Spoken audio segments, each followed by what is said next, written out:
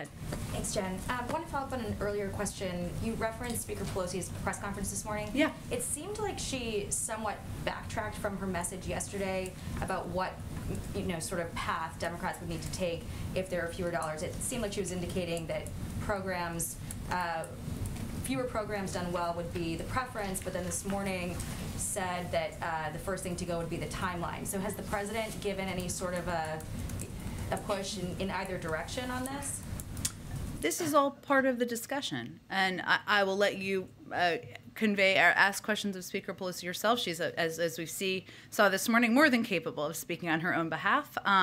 But what she was conveying is that while it was the preference, her preference, the president's preference to have the initial package proposed, what our focus now is on is building a real, tangible package that can become law and is going to make a transformational difference in people's lives. So I understand, and we all know why we're talking here about the size and the cuts, et cetera, but a cut, it's not a cut just because someone once proposed something bigger on paper.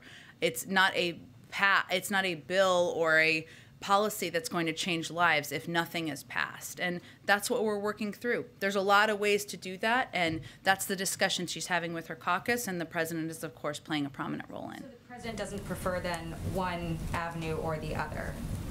The president wants to make fundamental change in our economy, and he feels coming out of the pandemic is exactly the time to do that. And if we don't do it now, if we don't address the cost of childcare, to go back to Josh's question earlier, if we don't address the climate crisis, if we don't ensure that universal pre-K is a reality now, we're not going to have the same opportunity to do it for some time. And I want to get to the supply chain issues.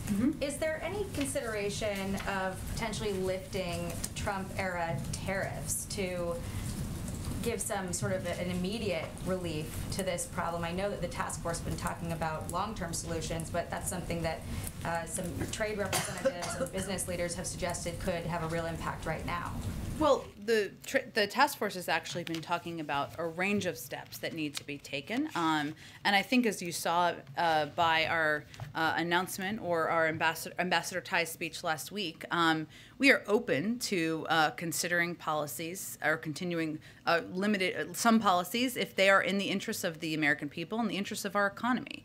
But ultimately, what we're seeing is that, and what he'll be talking about tomorrow, is that the ports and the ability to move goods through ports is certainly one of the big bottlenecks. That's what he'll be addressing. Now, there are other issues in the supply chain, including manufacturing and international manufacturing hubs, where the issue there is the number of people who aren't showing up for work or factories that are shut down because of COVID. We are still the world's largest supplier of vaccines, know-how, manufacturing capacity to help address that. We've seen different types of supply chain issues as it relates to lumber, as it relates to chips. There are different solutions for different industries, and we're working to address all of them at the same time. There are some people who say that the president should be pressuring unions to loosen work restrictions that are keeping, for instance, truck drivers limited on their hours behind the wheel, or these ports operating at a less than full capacity.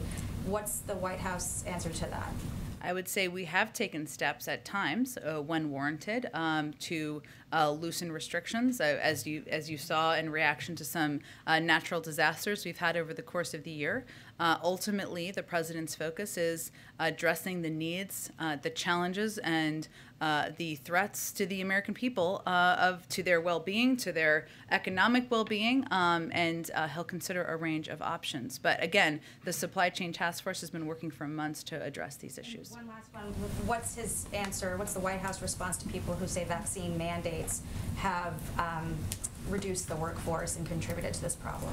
Well, I know world-renowned business, travel, and health expert Senator Ted Cruz has made that point, but I wouldn't say that that is widely acknowledged or echoed.